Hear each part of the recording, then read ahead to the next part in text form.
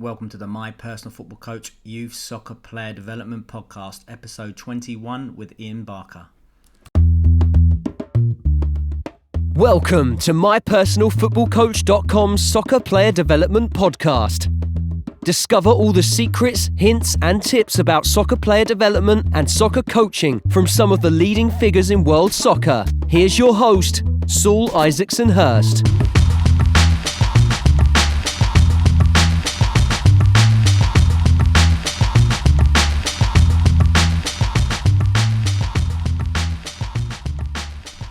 Hi guys, welcome back to another show. This week we've got a fantastic guest. It's Ian Barker, who's Head of Education for the United Soccer Coaches. This is the biggest soccer community in the world. They also host the United Soccer Coaches Convention, which is also the biggest soccer coaches convention in the world. If you don't know, it's 5 or 6 days of fantastic sessions by some of the best coaches in the world at all levels. We're talking international coaches, first team managers, grassroots coaches, and also lectures and meetings. An amazing place to go and not only improve your knowledge and see some great work, but also connect with coaches from all around the world. So this is kicking off in a couple of weeks in January. The 16th of Jan it starts. Really looking forward to it. In Philly this year, was in Los Angeles last year, so really looking forward to it to myself. It's an amazing week, and looking forward to connecting to loads of people, many coaches from all around the world. Ian's got a really interesting story, his journey from England to America into full-time coaching, working as a technical director now for United Soccer Coaches, and we discuss all things related to American soccer and the highs and lows that he's seen and what the future holds. So a really excellent show. I'm sure you're going to enjoy this one. Just a reminder that our apps is now available. The Dynamic Ball Mastery Program app's now available on Google and Apple Store. Just go to My Personal Football Coach, sign up for the Dynamic Ball Mastery Program, and then download the app. Really happy how it's coming along and the feedback. Supporting players with technical exercises, ball mastery exercises, and improving physical literacy as well. So that's going from strength to strength. In case you don't know, the Dynamic Ball Mastery is an online technical homework program. It's created so that players and parents, anyone can pick it up. It's idiot-proof if you like. There's an easy-to-follow course, how to improve your technical excellence, but then also improve your explosive dynamic movement as well, which is so important in the game these days, whether you're playing in academy or you aspire to play pro, or you're just a grassroots or Rex player. So really ideal for players of all levels. Really excited how it's been going on, obviously embraced by pro clubs and amateur clubs and federations around the world. So you make sure you check it out. And then also don't forget and remember, we got a special offer for a club partnership, 50% off for the first year if you're signing up to trial it. Support your players by giving them all access to the app. So you really do add value to your club and what you're giving to your players, but also supporting your coaches with online technical resource for your coaches as well, which includes hundreds of techniques and training exercises, but team sessions as well, which are ball mastery and 1v1 related. Make sure if you see me at the convention, you come and say hello, and if you're not at the convention, just drop me an email anyway, and we can get you connected with that. But without further ado, let's get into the show. So, Ian Barker, welcome to the show. Thank you, Saul. Can you just give us a little brief outline of your playing and coaching experience up to this point, please? Sure, absolutely. I was fortunate enough to grow up in Essex, in England, in the 70s, and then my family took us down to Devon. So we all knocked around as kids. We would appear for Plymouth and Exeter and Torquay on a rotating basis, but there was really not going to be a professional career for me. Especially once I finished my A-level. So I went to University of Warwick, had a great 4 years at University of Warwick in Coventry, and then came over to the States in '87. At that time, the only pro football in America was really indoor football. So I lived in Madison, Wisconsin. We played in an ethnic league, amateur ethnic league, really high standard. It was really interesting, Serbians and Croatians and Polish, Germans, and then expats and things. So did that. But then found quite quickly that my vocation was probably going to be more in coaching than playing. And when we were at Warwick, Dave Sexton, the former manager of Man United and the England under-21s, he'd actually coached us a little bit because he used to live in Coventry. So he got me into my FA badges, and then when I came to the States, I took my US soccer badges, and then my NSCAA, which is the company I work for now, called United Soccer Coaches. So I had a lot of education, coaching badges by the time I was in my mid-20s, and that's what got me on the coaching path, way over the playing path. Okay, so just tell us a little bit about the organisation you work for now, United Soccer Coaches. Yeah, so United Soccer Coaches used to be the NSCAA, National Soccer Coaches Association of America, and we rebranded to United Soccer Coaches because we're a little bit more global now, so we took the word America out. It's a membership organization of coaches from the grassroots up to the professional managers. So the professional managers of the MLS are members. We provide a ton of services. So we provide insurance, which is a real big one in America, medical and liability insurance. We do all of the awards and rankings. So if you hear about people that are all Americas in soccer, academic or playing, that's typically us. We run a massive convention, which will do about 11,000 hotel nights in January. I believe you're familiar with that. And then a big part of what we do is educational programs. So everything from online 1-hour courses to week-long residential courses, a lot of work with the grassroots, but all the way up through some of the pros. So, for example, Chris Ramsey, who was at QPR and Spurs and is running around in Great Britain somewhere, he took one of our courses when he was over here a few years ago. So we've actually got some members of the LMA and the Professional Football Coaches Association that are educated by us. So how many members have you got in the organisation?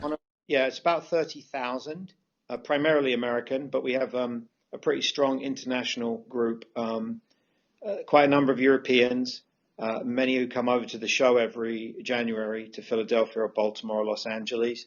But the number is typically around the 30,000 mark, which, according to all studies, would make us the biggest football coaches association in the world. Okay, so you're head of coaching at this huge organisation, but let's take a little bit step backwards. I mean, tell us about your first coaching job. What was that? Yeah, well, my first coaching job would have been my second year at Warwick at college, because I was a mug and I got the job as sort of club secretary, and then I had to bring the local FA in to do our prelim badge. And then from that, we ended up coaching, the senior players within the team as player coaches would coach the college lads. So we did that, and that was quite good fun. But when I came over to America, I'd only been here 5 or 6 days, and I got a job working in a camp, and they gave me 9 high school girls to coach as sort of my pod for the week. And I really hadn't seen women football players before in the late 80s. And I certainly hadn't seen women football players of the caliber of these young women. So I coached these young 16, 17-year-old women, and they all went on to get Division I scholarships. So they got their colleges paid for, and they played at a really, really high level. My primary coaching in this country has been in the college setting. So the University of Wisconsin, where we had full scholarships. So we had some really high-level lads that went on to play in the MLS. And then I coach in a program here, which is kind of like a youth national team program. It's called Olympic Development, which is a very select process, a lot of tryouts and selections. And I've been fortunate because that program's taken me to South and Central America, and it's taken me to Europe extensively coaching youth football in tournaments like Blue Dens in Austria and Biella in Turin. So that's been really good. So the sort of the youth academy level as well as the college level. And then just tell us a little bit about your role in Minnesota as the director of coaching. Yeah, so this is quite fascinating, really. So if your listeners are familiar with sort of county FAs and how they work, what happens in the US is the states have very large youth organizations. There are different organizations, but there's one called US Youth Soccer, and it divides into state associations. So I was the state director for Minnesota, which is not, it's not the center of the football university in this country by any means, but it had 140 clubs and 80,000 players spread across an area about the geographical size of England. And myself and one other guy were the technical directors.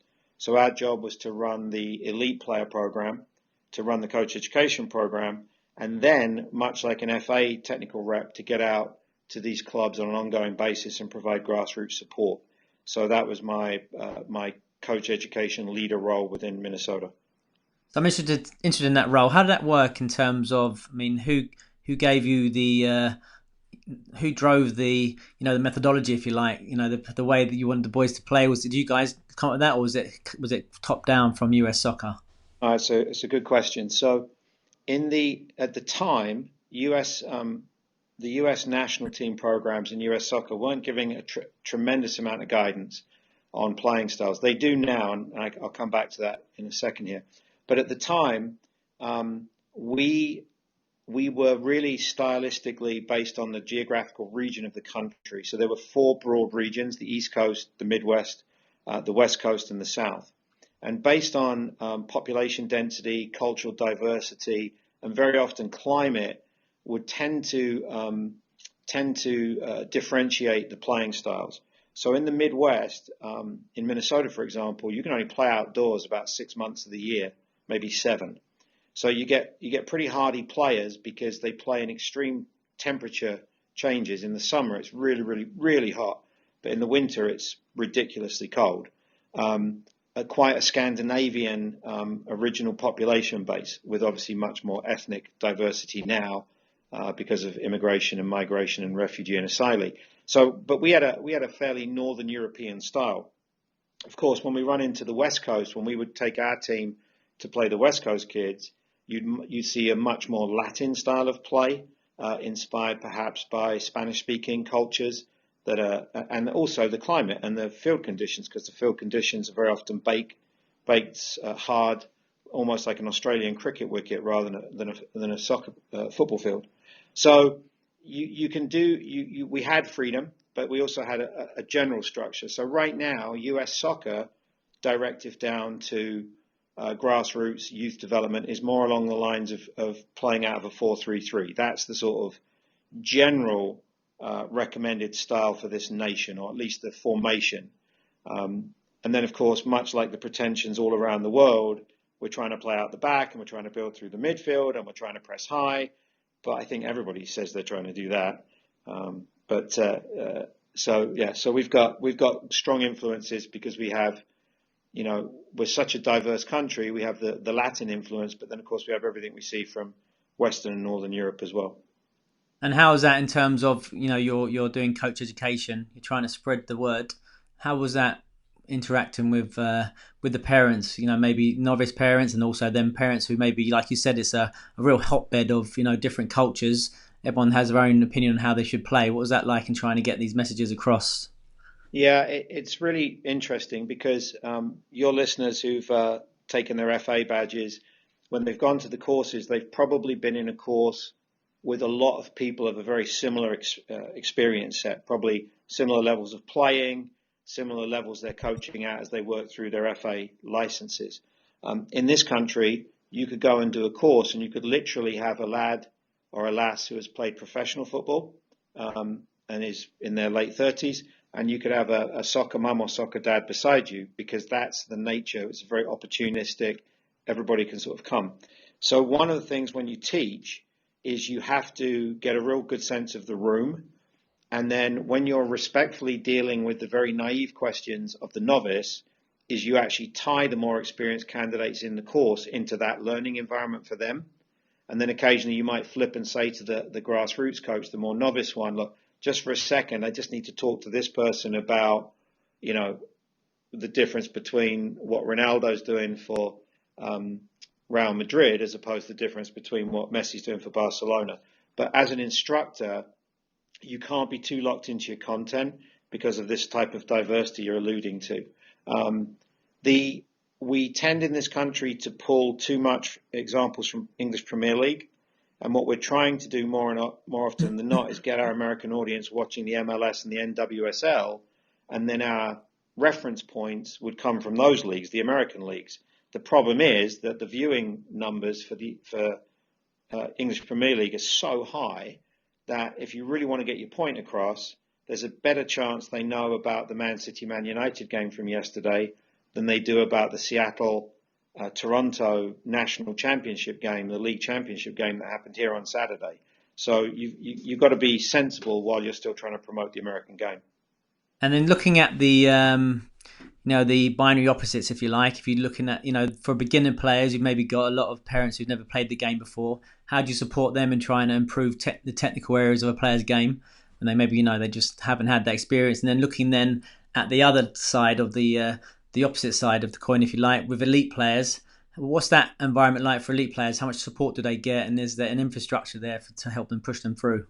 Yeah, well, let's just start at the elite level because it's a fairly quick answer, and that is to say that the 22 MLS teams, excuse me, they currently run academies which are fully covered. So it's a huge shift in our culture because our culture has always been a pay-to-play culture. So at least in the MLS clubs, the best players are participating regardless of their ability to pay, which is huge. Of course, 22 franchises across the country the size of America is still not good enough. So the next level down after MLS, the elite youth clubs, which still pay to play, are finding financial structures which allow them to bring in at least some scholarship players. So I think slowly, but increasingly intelligently, we're identifying elite players and making it possible for them to develop. Of course, the challenge is what are the playing opportunities from there? Because the MLS is still quite small, the salaries are quite modest, and we're such a heavily education country that when you pull a boy or a girl out of their 2 or 4 year college opportunity, that's quite a derailment of their typical life path. So that's the top end. At the grassroots level, what we're suggesting to the mum and dad coaches that really don't have any football sense is we're trying to encourage them to understand just basic child development. So how you communicate, learning styles, activity.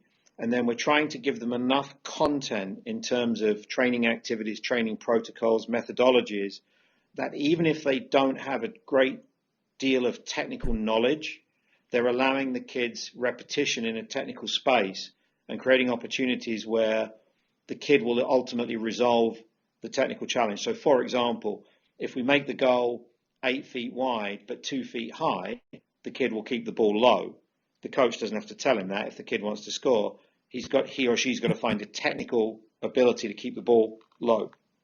Unfortunately, too often we make the goals really big, so the kid just walks up and whacks it in the top corner and there's no technical component. So it's difficult, and I think because of the amount of great media in football in the world right now, most coaches, even the 5 and 6-year-old coaches of 5 and 6-year-olds, they want to talk tactics, and nobody really wants to teach technique unless it's a commercial product like Corva where it's taught in isolation. So, and I think most of us would say we need to get back to proper technical training when we can.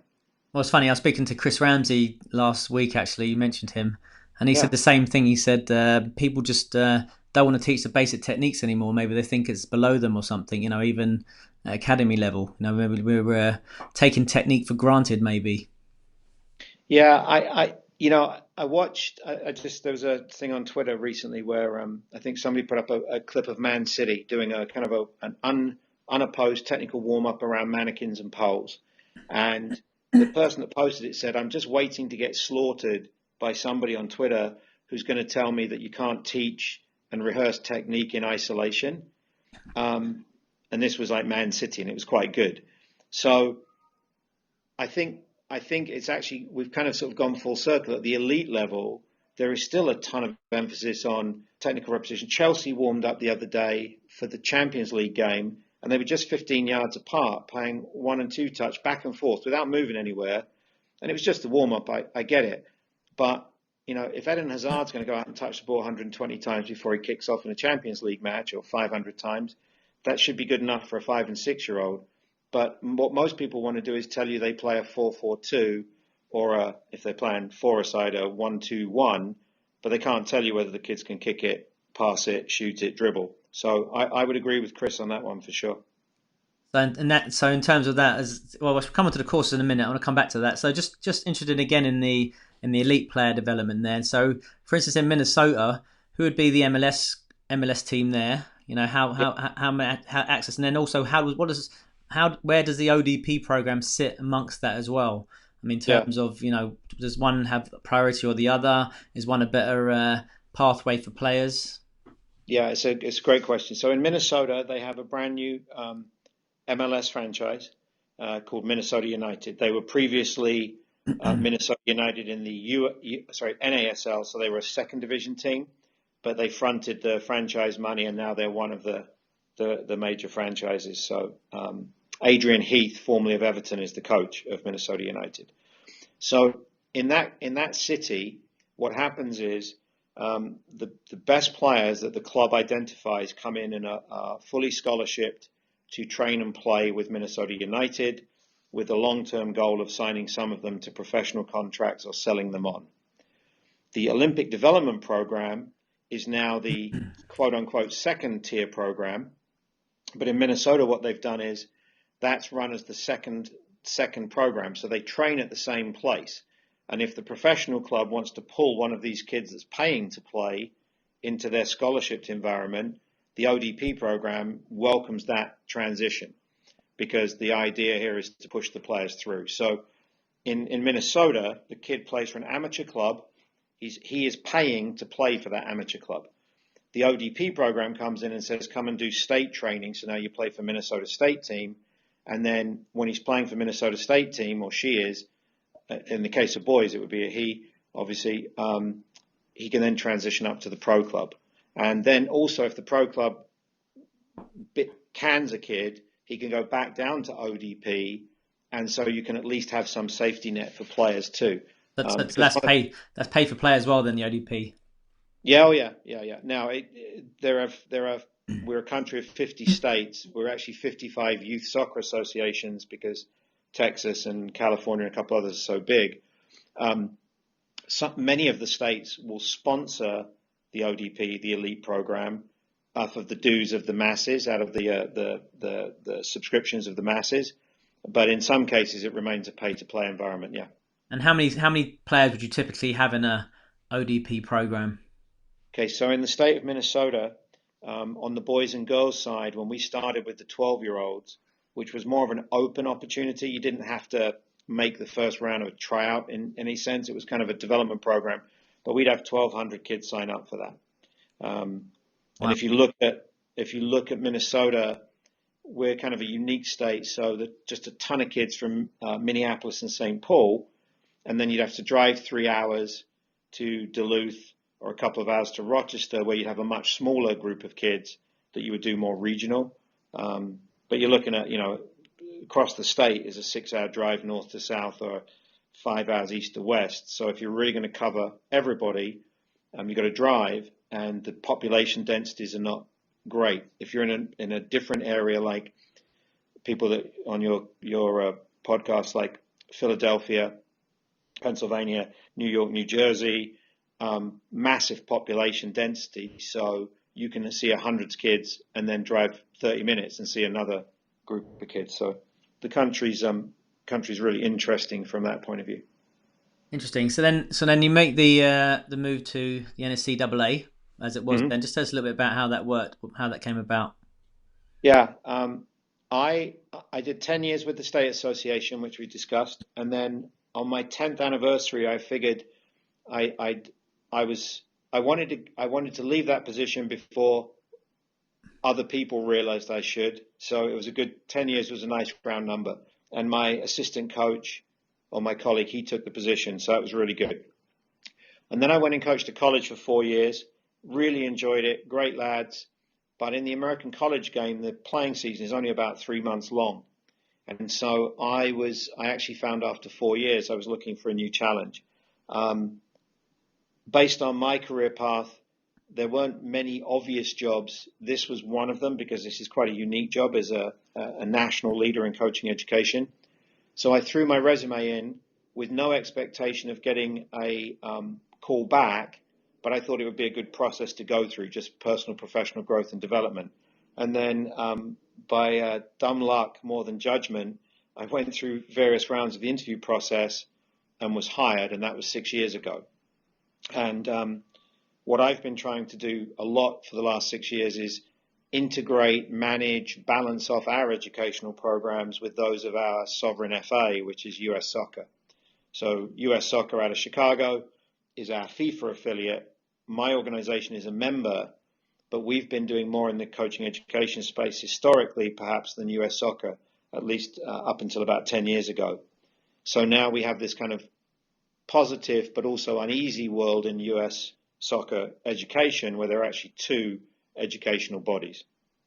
Yeah, I mean, so I remember my time in America. I was always at first I was a little bit confused and know which one to go for, because you both have the steps, you both have an A license, both are very held highly in esteem. I wouldn't say even one was even the US Soccer one's even sort of as higher. So interesting. So how does that work, having those sitting those dual pathways?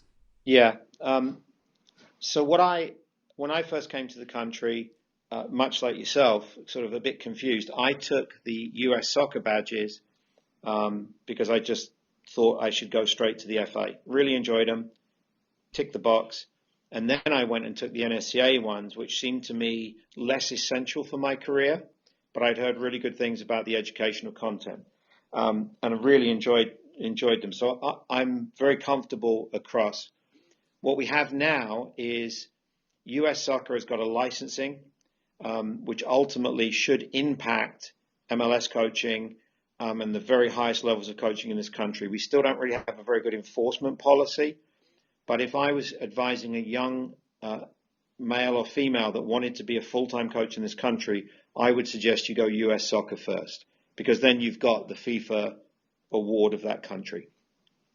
Our courses have become much more towards the grassroots, the coach who has identified their own coaching ceiling. They want to just coach college or high school or youth soccer, and they don't really need to go through the rigor and expense and time of the license pathway, which really now is lending itself more towards professional youth development and professional players. So they offer different things. The big innovations that have happened recently, just real quick, US Soccer has used a online database and educational tool, which they've kind of lifted from the German model. And so what they were able to do with that was extend the learning period. So people come in for a week, they go away, but they interface with their instructors online, and then they come back in 6 months later, which is all you can do on a country our size. Great initiative, but still extremely expensive. The initiative that we've gone a different route, but I think a really good one is, if you take our higher awards, you are not assessed in the field component at the course anymore. What we're going to do now is we're going to have you in for a week of directed learning. When you're ready, we will send an instructor to your environment to assess you. So now you get more of a mentorship, and we evaluate you working with the age group, the gender, in the environment that you work in, as opposed to at the course. So we're all trying to reconcile the size of this country and the challenges and create increasingly more intelligent education. The English FA have just started doing that as well, actually, on their courses. So I did the level 4 advanced youth, and the same. They came to the club as at Chelsea at the time, and they evaluate there. And I think that's just a good idea. Like you say, it's good to see a coach in their actual environment and with their actual players, rather than a manufactured one with, you're trying to run a session with some coaches or players you don't know. I think it's really good. But there's a bit of a debate here. Some peers have said they don't necessarily agree with it, because they don't necessarily believe, it's a real test and exam conditions. But for me, it's getting to see a coach in their actual environment is a lot more, you get a lot better reading of what their capabilities are. Well, so to the people that criticize the initiative your FA's taken, what is the point? So the other candidates at the end of the week, when they're all knackered and you've got to pull off your 20-minute session, and I think that's really difficult if you are, in some environments, if you haven't been a pro or coached at the pro level, because there might be pros on the course. I think if you're a female and the majority of the other candidates are male, that's really difficult. And, certainly, as I said before, at the beginning levels, there's a great diversity. So we have college coaches, but we have people that coach 12, 13-year-old kids. And the coach of 12, 13-year-old kids might be a master coach of 12 and 13-year-olds, And if you gave the college coach or the pro coach 12 and 13-year-olds, it'd be a disaster. So I would tend to disagree with the critics. What I think, and also, do I need to pass and fail you? I'm not quite sure. If we've got people that have sought education and they want to do right for the game, charging them a lot of money, making them commit a lot, and then turning around and saying you didn't meet our standard has a place when we're getting at the highest levels of the game. But I think at grassroots and the intermediate stage between grassroots and pro, I think we should be encouraging coaches to get educated, not making it miserable. And so how many, do you get a lot of from the pro game then, from the upper levels coming in doing the top level courses? Right now in this country, because we're inspired by some Dutch educators in the federation, and they've just created the first US soccer pro license. More of the ex-pros are going into the US soccer pathway. What we've done quite well with is Canadians, Europeans who have come over to this country and they can't access the US soccer courses because they're not allowed in them, or there's barriers to that. So Steve Rutter, who was with the English FA, he and I did our Premier license here together. He went off to Olympiacos and coached in Champions League. So he did a Premier with us, like I say, Chris Ramsey. I would say right now in my organization, we're very strong in the college coach environment, which is a highly professional environment, but still working with college players. So, we're not going to get Bruce Arena or Ziggy Schmidt or Jurgen Klinsmann or Jill Ellis in our courses. But there's certainly enough good demand to have meaningful coach education programs. So yes, you mentioned college there. Let's just come on to that, because I think that's a really interesting part of the player pathway for players. Like you said, it's a really important part of the culture over there, going to university. I've always had this question mark about, like you mentioned earlier, that the season only being 3 or 4 months. Do you think that's a potential negative? Players playing so short at such an important part of every stage is an important part. Is it? Do you think that's a potential issue? And also, from what I hear, it's very much 3 games in a week. It's very much about a physical, the physical demands rather than the technical, tactical nuances of it, just because it's such a grueling intensity. Yeah, that's what you've described is absolutely true. And the top programs, so Stanford University just won their 3rd straight national championship. Those programs have asked to have the season extended over 2 terms. So right now it all happens between August and December. So it's a sort of about 3-month season.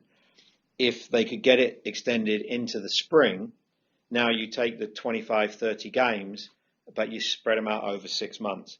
So the condensed nature of the college season, you're absolutely right. The tactical piece really does go out the window because it's just physical maintenance. A good college player can probably get about 8 months of meaningful football contact time with coaches in their regular season, in their off season, and then their summer semi-pro season or amateur semi-pro season. So it's not terrible in terms of the amount of content. It's not like it's 3 months and they're done, because there's an ongoing program. Obviously, that doesn't mirror what a young European player, Central South American player could experience. But again, college here is so critical in so many facets of society. And there's really not enough meaningful professional development. I mean, 22 pro clubs, and we have 320 million people. The other thing that's kind of interesting, which I just real quick, in 2014, the Americans made the second round, or US made the second round of the World Cup. England didn't, Italy didn't, Spain didn't. Of that squad that lost to Belgium in the second round, 11 of them had played at least 2 years of college football. So they were on the world stage at 26 years old. So they're a couple of years older than their counterparts in most of the European, South American countries. But there's enough quality happening here that we can still put out a team that doesn't come from exclusively a traditional super professional environment.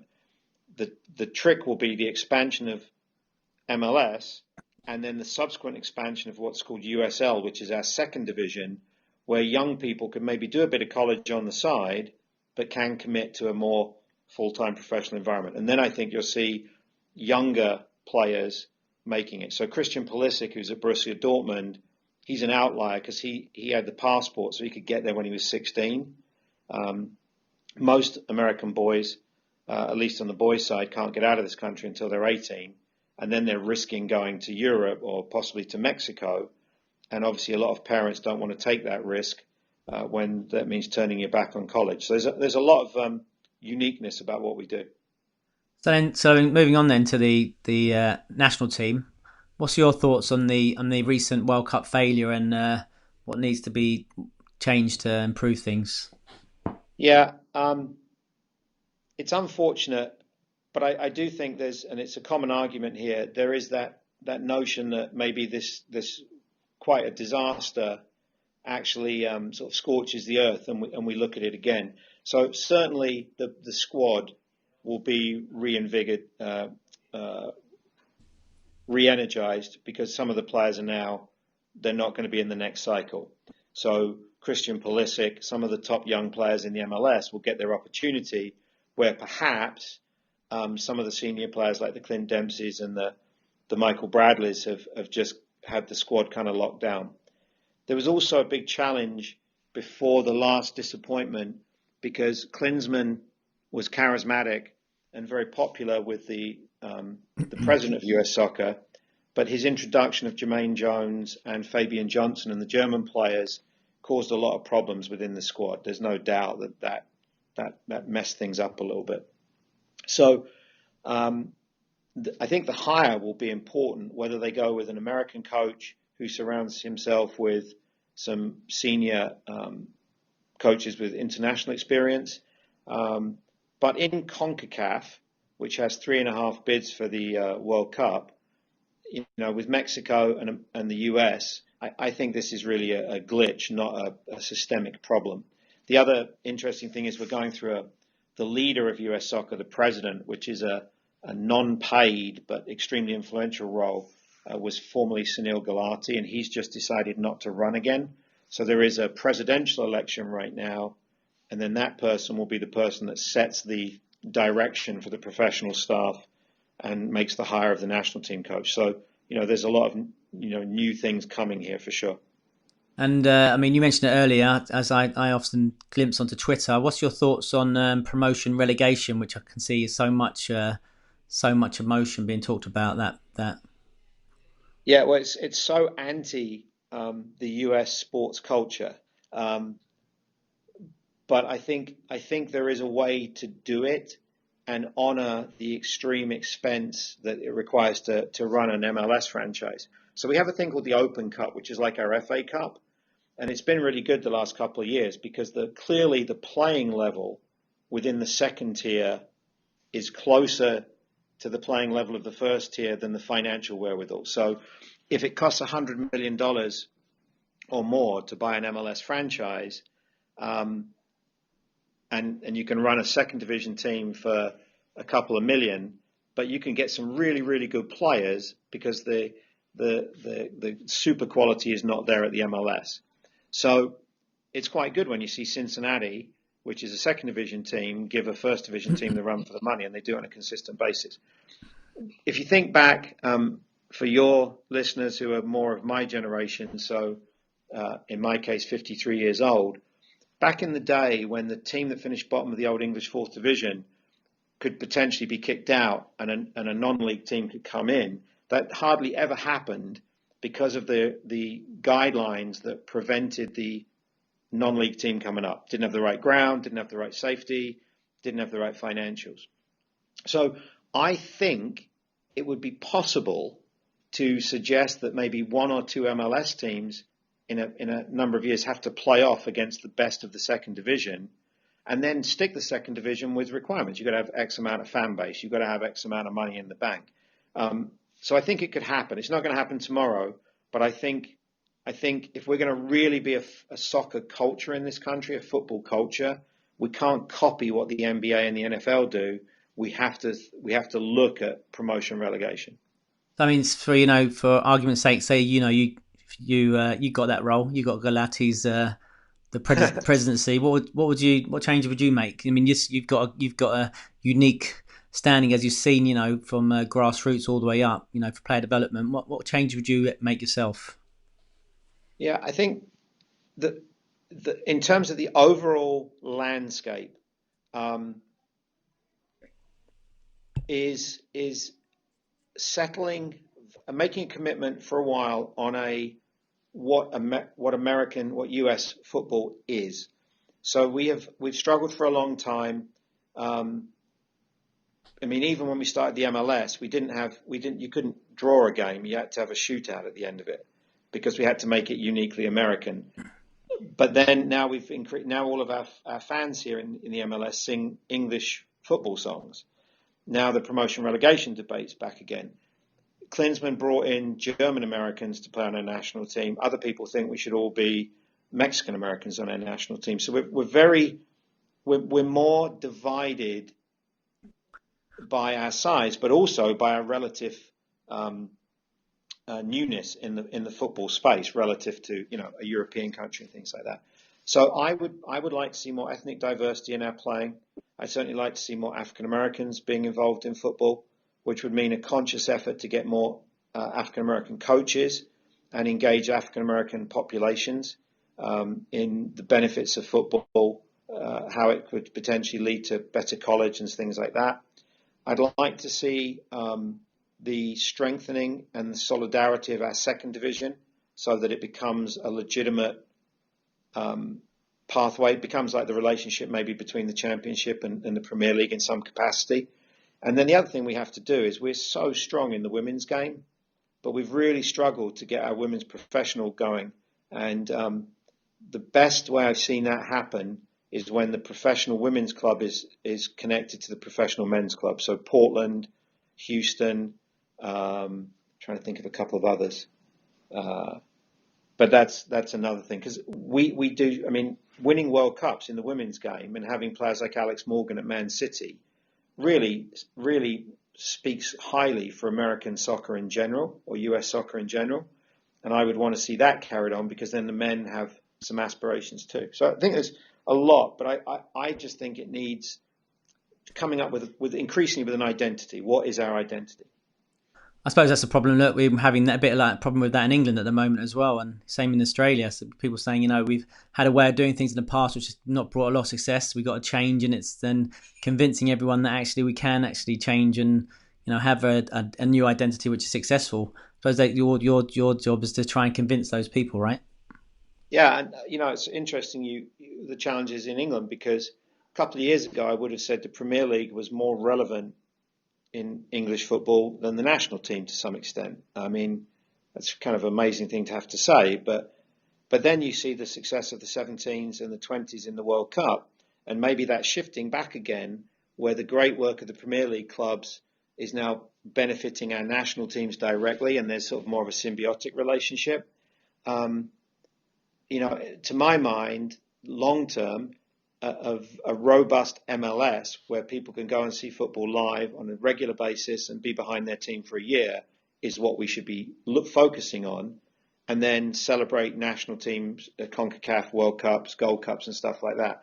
So for me, the professional league has to be what leads it all, because it's the constant connection. When I first came to the country in the 80s and 90s, football here was an event. It was like, a couple of months or a month every summer or every other summer, we all got interested in football, and then you couldn't really find football the rest of the time. Now, an MLS season is 34 games. It goes from March till December with the playoffs and everything. And that's how the real fans and the real interest and the media will stay engaged with us, rather than these hotspots of a World Cup or a Euros or a Gold Cup. Interesting. So now moving on, just to the conference. Obviously, that's that's how I attended the conference last year. Now I'm looking forward to this year in Philly. Just tell us a little bit about the conference. What's it about and the history behind it? Yeah, so it's referred to as the convention. It moves around the country a little bit, but it's always the biggest on the East Coast. So we'll be in Baltimore and Philadelphia quite a lot on an annual basis. So it's 5 days in January. some component parts. So there's a ton of annual banquets, awards, and recognitions for people that are all Americas, people who've won different awards and rankings, so like Ballon d'Ors, if you will, and things like that. So that's part of it. There's a massive exhibitor show, so people selling everything from a team solution app to goals to field lighting, travel companies, massive exhibitor show. The MLS and NWSL drafts, because we have the draft in professional football here, so those occur there. And then the part that I'm the most involved in is the educational piece, so field sessions, classroom sessions, various educational programs. So we'll have about 4,500 people come just to sit and watch field sessions by people like Romeo Jozak from Croatia, or Dick Bate, who's a little bit under the weather right now. Bill Bezic is coming because the Americans love Bill Bezic and the psychology stuff. Del Bosque is coming. Sir Alex was there a couple of years ago.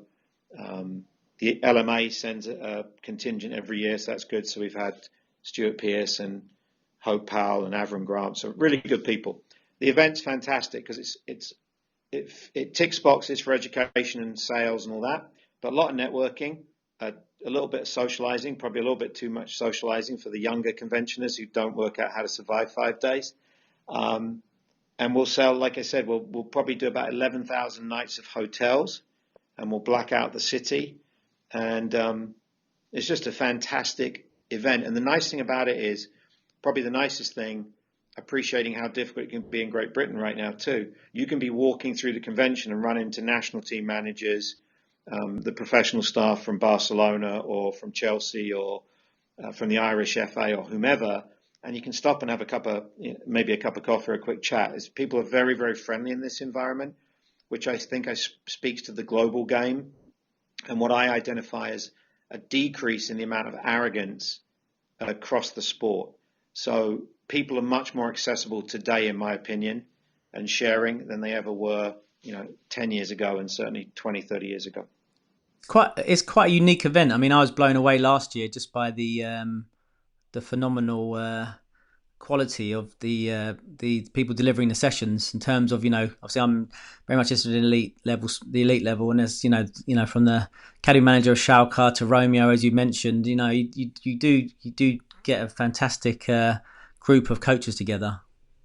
Yeah, it's very American or US in as much as we probably got ahead of ourselves a little bit, because you get to watch Romeo Jozak for 55 minutes, absolutely superb, and then you got to move on to the next thing. So we're almost damned by having too much opportunity and too much diversity. And so it's always funny because if you're a presenter and you go up against the Barcelona session, if the Barcelona session is really bad, still people want to go and see that. So you're left in a ballroom or a field session by yourself doing your session, and it could be really good. There isn't always a direct correlation between the status of the presenter and the quality of the session. So sometimes you can go to, some of the lower lights in terms of their resumes, and they just put on cracking sessions.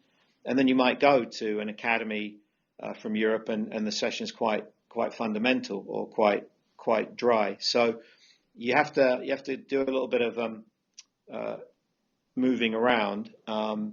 Very often what you do find, so for example, there's a lad from Celtic who came over a couple of years ago, approached us, called Willie McNabb.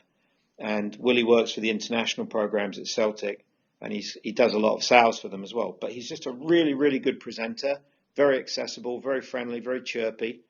And now he's got a little bit of a cult following. So Willie comes over every year, works for Celtic, does the business bit for Celtic, but he'll always have a few hundred people at his sessions because he's just got a reputation, as did Romeo, or does Romeo, as does Dick Bate, and a number of other people too. So give us a taste of who to expect this January. If people don't know, who's going to be attending. So Emma Hayes, obviously, has been coming for a number of years from Chelsea Ladies, really, really popular. Del Bosque is going to do classroom stuff. He's not going to do field stuff. But I think what we'd like him to talk about is that golden period of for Spain, sort of 8, 10, and 12, that type of thing. you can occasionally, and it doesn't happen until the last minute, when a Pele shows up or a Sir Alex shows up, and they're very much meet and greets. It's not like they're going to do field sessions. Bill Bezic, who was at United with McLaren, when McLaren was Sir Alex's assistant, and then was with McLaren in England and at Middlesbrough. He does a lot of the sports psychology stuff. Hugely popular in this country. I know in the sports psychology realm, opinion can be divided in England, but here he's massive. Schalke's coming, the DFB's coming, the English FA will be there. The Scottish FA always has a great presence. The Mexican FA is coming. Right off the top of my head, I can't list them all. It sort of gets a bit silly after a while because. How many sessions are there? How many field sessions are there, for instance, in those 5 days?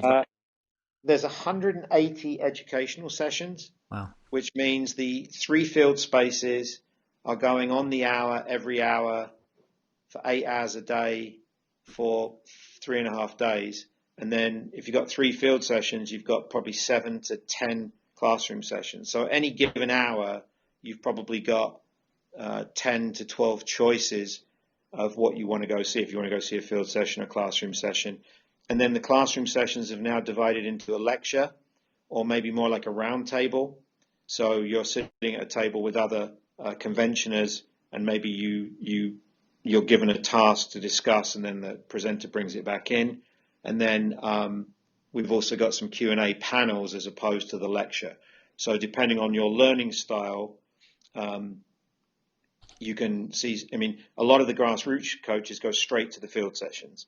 A lot of the more experienced coaches go to more of the lecture theoretical stuff because they feel pretty comfortable in the technical area and they want to come and hear, Del Bosque's story or something like that. So thinking about the last few years, what's been your favourite session or presenter that you fling back, or a couple of favourites? Well, apart from the sessions which I'm in, which I can tell you are always really good, I don't actually honestly get to see that much. For me personally, as somebody that's in this space as a professional, when you see a true master coach do it, it's just amazing. So Dick Bate, who wasn't a particularly successful manager in Great Britain, and maybe management's not what he does, but when you watch Dick Bate do a session, a lot of the grassroots coaches get bored and walk out because it's just such minutia, but it's just, you pinch yourself because it's quite logical, but the way he presents it, the detail, the orientation. So Dick Bates one. I keep mentioning Romeo Jozak. I apologize, but I really like Romeo because he was with the Croatian FA and Dynamo Zagreb. We've had Real Madrid, Barcelona, and we've had the Spanish FA present, and they all present in a very similar methodological way. It's quite functionally positional, and it's quite technical and quite detailed.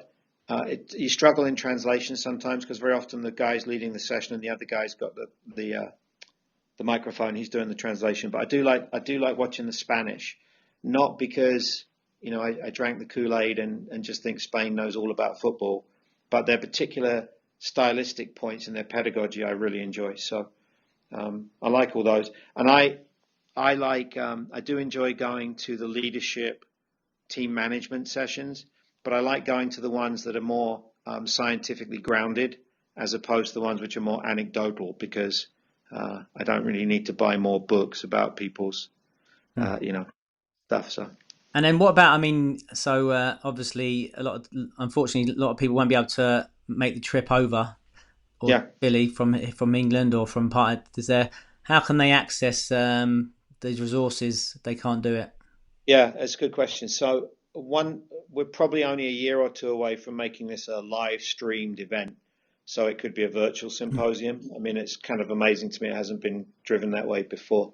But all of the sessions are recorded, and then they're available, for want of a better term, for purchase. So you can buy 3 hours, 8 hours. You can buy the whole darn thing if you want to, and through our store. So we don't have any access to the content live, unfortunately, but almost immediately it's professionally recorded, videotaped and audio taped, and then available for purchase. And there's a lot of that content from previous ones is on our website, so people can go and have a look at it and poke around. And what do, if I, I'm a member, obviously, but tell people if they become a member, what are the benefits? What do I get from my membership? Yeah, so an international, currently, the primary thing is, if you are in this country, discounted access to the education program, discounted access to convention. So your membership reduces the price of attending convention. And then we have a soccer magazine, which we publish, an educational magazine 7 times a year. The international guest gets that. And then we have a number of companies we do products with online, and there are various discounts, which would apply to a European member. So, I don't know why you'd want to necessarily buy balls and cones from this country, but some of the educational content and products. So that's an international membership, and the price of that is negligible, because frankly we can't supply the full benefit unless you're actually in this country. An American member gets, the key is this insurance is really, really huge in our country. So a lot of our coaches will work for a college or a club, but then they'll go and do a couple of freelance sessions. They'll come and work for me in coach education, or they'll go off and do a clinic. And they're incredibly liable for the physical and emotional well-being of the student, the athlete. And then they're also liable for their own health if they, trip over a ball or get injured. And so that's one of the huge benefits that we provide, along with some other things like we're trying to do more in the career space, relocation. So coaches get fired a lot. They have to sell houses, move. We're helping with those types of things. So we're becoming quite a trade organization, a little bit akin to what the LMA does, as almost a representative union, if you will, for league managers. We try to be that as a full service for all coaches. And so what advice would you give to a young aspiring coach making his or her way in the world and wanting to go get all the way to the top of whatever level they want to work at? Okay. Well, it's easy to say now that I'm old and sage-like, but the first thing you have to do, I think, is be very self-aware. So if you are a young coach, but you have responsibilities to a family, so you've got to put food on the table, you might make some decisions which are not your most favorite. They don't get you where you want to be. They don't put you in the environment you want to be, but your priority is to make enough money to pay the rent. If, on the other hand, you're young, you can live out of an equipment bag, you might be able to go to, Spain for 6 weeks and go live on a floor in some bloke's apartment and go out and watch a top professional club train and then learn the language. So the challenge is, everybody hears a story and wants to emulate somebody's story they heard, but they don't match the person's experience with their experience or their opportunity. So that's the first thing. I don't think, so that's the first thing, be true to yourself, be self-aware. The other part of it is, at the point where you think you're going to trademark your unique style, and it's, Ian Barker, the Ian Barker method trademark, then hopefully somebody will hit you on the head, or you'll know to quit, because the game is global. The game tends to cycle with content, playing styles, playing formations. And so I think you have to be humble and don't expect that you know all the answers. Now, I'll give you a brief example. And if you're a Chelsea lover, I've got to meet Mourinho a couple of times. And I've got to meet Klopp a couple of times. I met Rafa Benitez at Napoli for an hour, which is fantastic. And they're actually much more humble in real life than the public persona that they give, because they get up in the morning and they put their trousers on one leg at a time, and they talk about their families and their relationships. And so I think humility for a young coach is part of it, because at the moment when you've just won the championship, you're top of the game. Really, very often the only way to go is down for a while. And when you're at the very bottom, there's another game coming up, there's another opportunity coming up. So I think self-awareness and humility would be my primary advice. And then get the badges, absolutely get the badges, because I think you look like a fraud if you walk into the space and say, I didn't do the badges because they're crap and I don't need them, I will have a discussion with anybody happily about how crap the education is once they've done it. But don't stand on the outside and then fail to put yourself in the environment and then pretend you're an expert, because I really resent that type of behaviour. And what about advice to a young aspiring player? The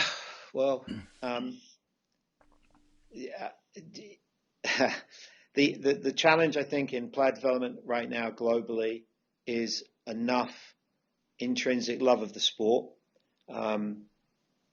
So as older people, we can all moan about how great the fields are and great the facilities are, and it wasn't like that when I was a lad. Well, that's crap. Why would we go out of our way to make the kids miserable just because we were miserable when we were kids? But I don't think kids play enough spontaneously, which can be difficult in environments and things like that. So, if I was recommending to a young player, try to find outlets outside of the academy environment or the highly stylized environment that your club puts you in. Now, that might mean taking a complete break from football, or it might mean that you just go back out in the backyard and just play for the love of it. And you still do your 8 hours of training with the club, but you're doing more training by yourself. I was at Southampton, which is just a wonderful place to go visit. And Les Reed, what they do at Southampton is they still have the young pros clean the boots of the senior pros, which is a really tiny thing. But I think it does suggest to the young player that they haven't made it, and it creates humility, and it might make them think a little bit outside of themselves. So I quite like that sort of romantic notion of paying your dues. But I just think, when you're a full-time professional and you're getting paid more money than sense, it's a job. But when you're a young person, it's still got to be a bit of love in it, I think, and trying to find that love is hard, I think, sometimes. Ian Barker, thanks very much. It's been fantastic. You're very welcome, and good luck with that 5-month-old. Thank you. Thanks for tuning in to the MyPersonalFootballCoach.com Soccer Player Development Podcast. MyPersonalFootballCoach.com's Dynamic Ball Mastery Program is the world's leading online individual technical training program, proven and developed at the highest level in the English Premier League. Sign up now to train like the pros and take your game to the next level. Master the ball, master the game.